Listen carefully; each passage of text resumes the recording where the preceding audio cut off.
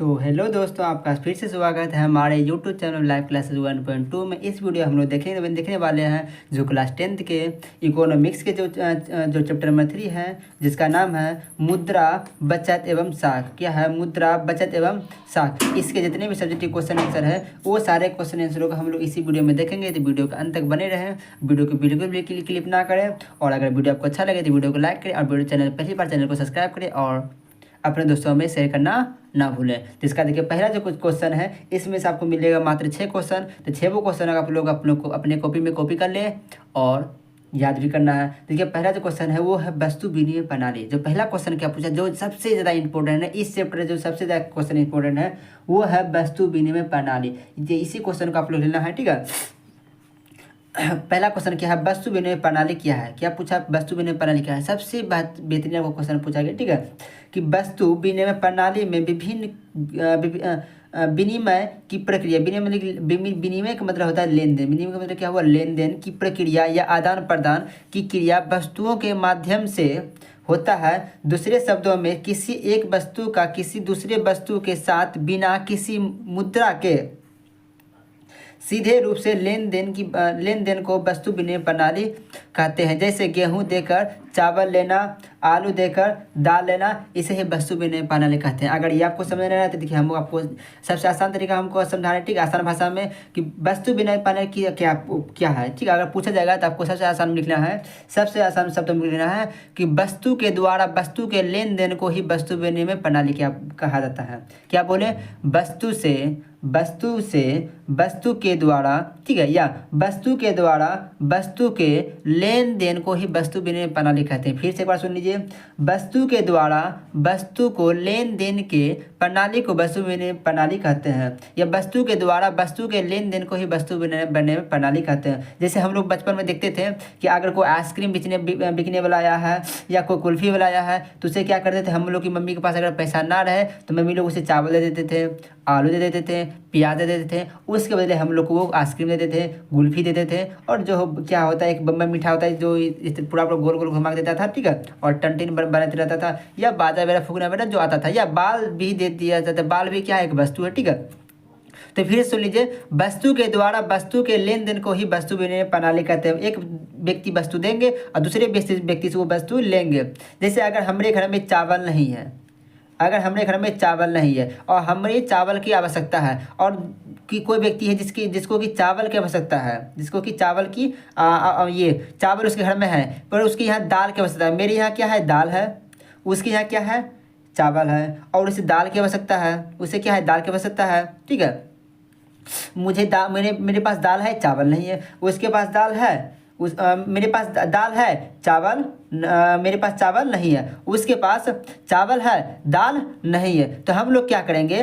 मेरे पास ये नहीं है, ये है। उसके पास ये नहीं, ये है। तो हम लोग क्या करेंगे? उसे हम लोग चावल दे देंगे। तो उसके पास क्या चावल, उसे हम लोग क्या, उसके पास चावल है तो उससे हम क्या ले लेंगे? चावल हम लोग ले लेंगे। तो हमारे पास चावल आ गया, ठीक है। उसके पास दाल लेंगे, हम लोग उसे दाल दे देंगे। उसे जब दाल दे देंगे तो वो हमें चावल दे देंगे। हमने उसे दाल दिया, वो हमें चावल देते। मेरे घर में दाल चावल हो गया, उसके घर में दाल चावल हो गया, ठीक है। तो मैंने क्या किया? वस्तु दिया और वस्तु ही लिया। तो वस्तु के लेन देन को वस्तु विनिमय प्रणाली कहते हैं, ठीक है। तो पहले जब मुद्रा नहीं था, जब देश में या मानव के पास मुद्रा नहीं था, तो लोग क्या करते थे? वस्तु देते थे और वस्तु ही लेते थे। उसे ही वस्तु विनिमय प्रणाली कहते हैं। हम लोग अपने गाँव में देखे हैं, हम लोग वो आखिरी पीढ़ी है, हम लोग इस मानव जाति को आखिरी पीढ़ी है जिन्होंने की वस्तु विनिमय प्रणाली का उपयोग कर चुका है। आखिरी पीढ़ी है। अब जो आने वाला जनरेशन है वो इसका उपयोग नहीं कर पाएंगे, ठीक है। अब तो फ़ोन पे का ज़माना आ गया, गूगल पे आ गया, ठीक है, कि भाई कैसे हैं, फ़ोन पे नहीं तो गूगल पे तो है, ठीक है। स्कैनर सब लोग सभी जगह चलता है। तो बस फिर से सुन लीजिए, देखिए बहुत ज़्यादा इंपॉर्टेंट, इसलिए मैंने इस क्वेश्चन को बार बार बोल रहा है कि वस्तु विनिमय प्रणाली क्या है। तो इसको फिर से सुन लीजिए, वस्तु से वस्तु के लेन देन को ही वस्तु विनिमय प्रणाली कहते हैं। जैसे गेहूँ देकर चावल लेना, आलू देकर दाल लेना, आलू देकर आइसक्रीम लेना, कुछ भी आप लेना, ठीक है। वस्तु दिया और वस्तु ले लिया, ठीक है। देख खांसी हो गया, ठीक है। उसके लिए आपका जो क्वेश्चन नंबर 2 है, ये भी आपका इंपॉर्टेंट ही है, ठीक है। इसे भी आप लोग लीजिए। इस चैप्टर से जितने भी लगभग क्वेश्चन है वो लगभग जो इंपॉर्टेंट उसमें VBI लगा रहे हैं और उसे लिख करके याद रख लीजिए, ठीक है। ठीक है, एटीएम क्या एटीएम, तो एटीएम का आप लोग नाम सुनेंगे। इसका देखिए क्या होगा, एटीएम 24 घंटा रुपया निकालने तथा रुपया जमा करने की सेवा प्रदान करता है।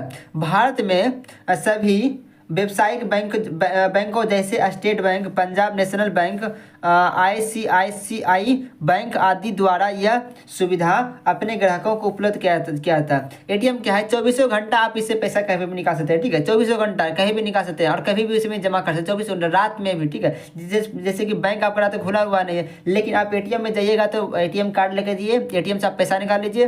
ठीक है, और आपको जमा भी किसमें कर सकते हैं, 24 घंटा, 12 बजे रात को तो 12 बजे रात को। ठीक है, इसका देखिए फुल फॉर्म क्या होता है, ऑटोमेटिक क्या होता है, ऑटोमेटिक टेलर मशीन। क्या होता है, ऑटोमेटिक टेलर मशीन। ठीक है, ऑटोमेटिक टेलर मशीन। एटीएम को फुल फॉर्म अगर पूछेगा तो हो जाएगा आपका ऑटोमेटिक टेलर मशीन। ए से ऑटोमेटिक, टी से टेलर, ऑटोमेटिक, टी से टेलर, एम से क्या होगा आपका मशीन हो गया। ये आपका 24 घंटा आपको सुविधा प्रदान करती है। ठीक है, आपको देखिए क्वेश्चन, अगला क्वेश्चन क्या है, बचत क्या है, ये भी आपका VVI क्वेश्चन है। ठीक है, तो जो VVI क्वेश्चन है उसमें हम लोग पहले ही ये VVI लगा देते हैं। ठीक है, जितना भी इंपॉर्टेंट क्वेश्चन है उसमें हम भी लोग VVI लगा लेते हैं, और जिसमें लगाते हैं आप किसी को लिखें ना लिखें इसे अवश्य ले लें। और जैसे लेकिन आपका जितना भी क्वेश्चन है वो लगभग इंपॉर्टेंट क्वेश्चन है, क्योंकि ये सारे क्वेश्चन NCERT बुक से निकाला गया है, और NCERT बुक से ही आपका बिहार बोर्ड में क्वेश्चन आते हैं। तो इसे सभी क्वेश्चन को ऐसे ना जाने थे, लगभग आपको सभी क्वेश्चनों का आप लोग इंपॉर्टेंट ही समझे। ठीक है, अब अगला क्वेश्चन क्या है, बचत क्या है, क्या पूछा गया, बचत क्या है। तो इसका आंसर हो जाएगा,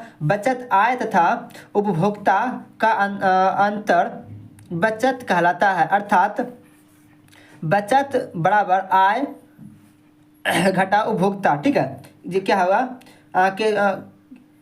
केउथर के अनुसार क्या है, केउथर के अनुसार किसी व्यक्ति की बचत उसकी आय का वह भाग है जो उपभोग की वस्तुओं पर व्यय नहीं की जाती है। ठीक है, उसके लिए क्वेश्चन आपका 4 क्या है, क्वेश्चन में 4 क्या है, यहाँ आपको गलती हो गई थी, मैंने नीचे लिखा है। ठीक है, क्वेश्चन नंबर 4 क्या है, मुद्रा की परिभाषा दे। क्या पूछा, मुद्रा की परिभाषा दी, ये भी आपका इंपॉर्टेंट क्वेश्चन है। मुद्रा तो आप लोग सभी देखे, रुपया पैसा आप लोग सभी देखे होंगे। ठीक है, लेकिन इसका परिभाषा पूछ रहा है। ठीक है, तो इसका आंसर हो जाएगा मुद्रा को इस प्रकार परिभाषित कर सकते हैं कि सामान्य स्वीकृति प्राप्त विधि ग्राहक एवं स्वतंत्र रूप से प्रचलित कोई भी वस्तु जो विनिमय के माध्यम मूल्य के सामान्य मापन, ऋण के भुगतान का मापदंड तथा संचय के साधन के रूप में कार्य करती है, मुद्रा कहलाती है। ठीक है,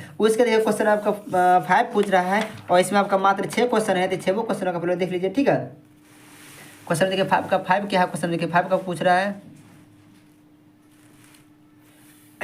तो पूछा गया, वस्तु विनिमय प्रणाली की कठिनाइयाँ पर प्रकाश डाले। ये भी आपका इम्पोर्टेंट क्वेश्चन है कि वस्तु विनिमय प्रणाली जो उसमें कठिनाई क्या है। ठीक है, जैसे देखिए मेरे घर में भी दाल है, जिस व्यक्ति में को बल्लभ वाले घर पास भी दाल है, उसके पास में कि उसके अगले घर उसके पास भी दाल है, तो हमें किसके पास दाल नहीं है उसे हम देंगे, किसके पास चावल है उससे हमने चावल लेना है। तो इसके लिए हमें बहुत सारे कठिनाई झेलना पड़ता था, अब खोजना पड़ता था पूरे गांव में कि किसके पास भैया ये है या नहीं है। ठीक है, तो वही सब कठिनाई हो गया। तो उसी में पूछा गया कठिनाई क्या है। जैसे हमारे गाँव में आइसक्रीम वाले आए हैं, हम आलू देना चाहते हैं, वो आलू नहीं लेकिन मुद्रा मांग रहे हैं, तो मेरे पास मुद्रा नहीं थी, इससे परेशानियाँ होगा। ठीक है, देखिए इसका आंसर हो जाएगा, वस्तु विनिमय प्रणाली कठिनाइयाँ निम्नलिखित है। जो निम्नलिखित क्या होता है नीचे दिया गया। ठीक है, ठीक है, पहला कठिनाई क्या है, आवश्यकता के दोहरे संयोग का अभाव। इसका आंसर देखिए डैश देखिए इसमें लिखेंगे।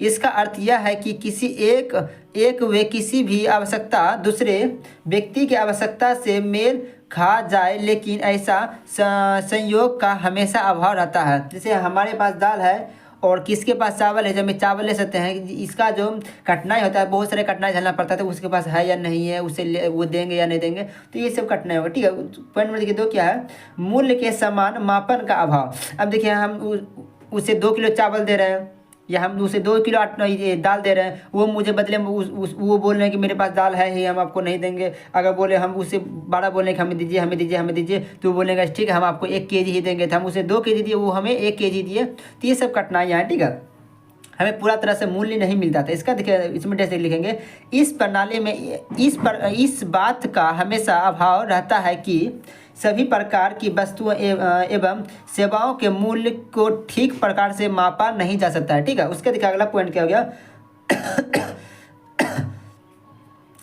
मूल्य संचय का अभाव। तो इसमें टेस्ट लिख लेंगे फल सब्जी आदि जैसी जल्दी नष्ट होने वाले वस्तु का मूल्य संचय नहीं हो पाता था। जैसे देखिए फल सब्जी है जो कि 2 दिन में 3 दिन में वो सड़ गल जाएगा, तो इसका सही रूप से इसका मूल्य नहीं किया जा सकता था। ठीक है, उसका देखा अगला पॉइंट क्या, पॉइंट नंबर देखिए 4 हो गया सब विभाजन का अभाव। क्या पूछा गया है, सब विभाजन का अभाव। इसका इसमें देखिए लिखेंगे, इसमें टेस्ट लिखेंगे कुछ वस्तु जैसे गाय भैंस पेड़ आदि का विभाजन करने पर इसका उपयोगिता समाप्त हो जाता था। जैसे गाय है उसे काट दीजिएगा तो उसके विभाजन हो जाएगा, भैंस उसे मार नहीं सकते हैं, पेड़ पौधा उसे काट दीजिएगा वो तो समाप्त हो जाएगा। विभाजन करने में क्या होता है, इसका उपयोगिता क्या होता है, समाप्त हो जाता है, उसे फिर दोबारा उपयोग ही नहीं कर सकते। ठीक है, उसके लिए क्या पूछा बोला गया है। क्वेश्चन नंबर 5 जो है वो क्वेश्चन नंबर 5 से बोल रहे हैं वो कठिनाइयाँ जो 5 है, कठिनाई 5 को हम लोग देखते हैं पॉइंट में है भविष्य के भुगतान की कठिनाइयाँ। क्या भविष्य के भुगतान की कठिनाई है, देखिए इसमें लिखेंगे इस प्रणाली में उधार देने या लेने में कठिनाई होती थी। उधार देने या लेने में कठिनाई होती थी। भाई किसी को हमने चावल दिया है या कोई आइसक्रीम वाले उसे हम आइसक्रीम खा लिए, मेरे पास आज की चावल या आटा या दाल है, कुछ भी नहीं था, आलू नहीं था, नहीं दे पाए। अब जब वो दोबारा से देने आएंगे तो हम लोग घर में नहीं रहेंगे, या वो लोग मतलब कि यहाँ से गए हम लोग को आइसक्रीम दे के उसे हमने अभी नहीं दिया, बोलेंगे भाई नेक्स्ट दिन आपको देंगे, दूसरा दिन आएंगे देंगे, लेकिन वो किसी कारणवश इस दुनिया में नहीं रहे तो वो तो हम तो उसे दे रहे हैं लेकिन वो उससे हमने ले लिया। तो ये बहुत सारा होता है, भविष्य में क्या होगा इसका अनुभव करना मुश्किल था। ठीक है, उसके देखिए लास्ट क्वेश्चन है, इसका जो लास्ट क्वेश्चन है इसको भी आप लोग लिख लीजिए, ये भी आपका बहुत ज़्यादा इंपॉर्टेंट है कि मुद्रा के आर्थिक महत्व पर प्रकाश डालें। क्या पूछा गया, मुद्रा के आर्थिक महत्व पर प्रकाश डालें। तो इसका आंसर हो जाएगा आधुनिक युग में मुद्रा का महत्वपूर्ण स्थान है। यदि आज मुद्रा को वर्तमान समाज से हटा दिया जाए तो हमारी सभी आर्थिक क्रियाएं रुक जाएगी या काफ़ी धीमी हो जाएगी। यदि मुद्रा का क्या है आविष्कार क्या पूछा, आविष्कार ना हुआ, अगर मुद्रा का आविष्कार ना हुआ होता, ठीक है, आविष्कार पूछा गया। ठीक है, अगर मुद्रा का आविष्कार ना हुआ होती तो आज विश्व के विभिन्न देशों में इतना आर्थिक प्रगति नहीं देखने को मिलता। ठीक है, पूंजीवादी समाजवादी या मिश्रित अर्थव्यवस्था क्यों ना हो, सभी प्रकार के अर्थव्यवस्थाओं में मुद्रा आर्थिक विकास को तेज कर महत्वपूर्ण भूमिका निभाता है। इस आधुनिक युग में जीवन का प्रत्येक श्रेय भी मुद्रा के द्वारा प्रभावित होती है। ऐसे मान लीजिए अगर आपके घर में करोड़ की 10 मन 20 मन 50 मन 100 मन आपके घर में अनाज है लेकिन आपके घर में पैसा एक भी नहीं है तो आपको गरीब ही समझा जाएगा। ठीक है, क्योंकि अगर आपके घर में कुछ भी अनाज नहीं है, कुछ भी नहीं है, लेकिन आपके घर में मुद्रा बहुत ज़्यादा है, 1 लाख 2 लाख 20 लाख 50 लाख 1 करोड़ पैसा है तो आपको अमीर समझा जाएगा। ठीक है, तो मुद्रा के इसमें मतलब बहुत बड़ा योगदान है किसी भी देश के लिए और किसी व्यक्ति के लिए भी। ठीक है, तो इसका देखिए फिर पहला चेंज करके लिखेंगे मुद्रा निम्नलिखित क्षेत्रों में महत्वपूर्ण योगदान देता है। तो पॉइंट नंबर 1 क्या है, उपभोक्ता के क्षेत्र में। पॉइंट क्या है, उपभोक्ता के क्षेत्र में। उसके बाद है उत्पादन के क्षेत्र में। पॉइंट नंबर 3 क्या है, विनिमय के क्षेत्र में। ठीक है, तीसरा है चौथा आपका है वितरण के क्षेत्र में, और लास्ट आपका है पॉइंट नंबर 5 है राजस्व के क्षेत्र में। तो यहाँ तक में आपका ये चैप्टर समाप्त होता है। अगर आप इसका स्क्रीनशॉट लेना चाहते हैं इसका स्क्रीनशॉट ले सकते हैं, और अगर आपको वीडियो अच्छा लगा है तो वीडियो को लाइक करें और चैनल पहली बार चैनल को सब्सक्राइब करें ताकि नए वीडियो की नोटिफिकेशन आपके पास सबसे पहले पहुँचे। मिलते हैं फिर नेक्स्ट क्लास में, तब तक के लिए धन्यवाद।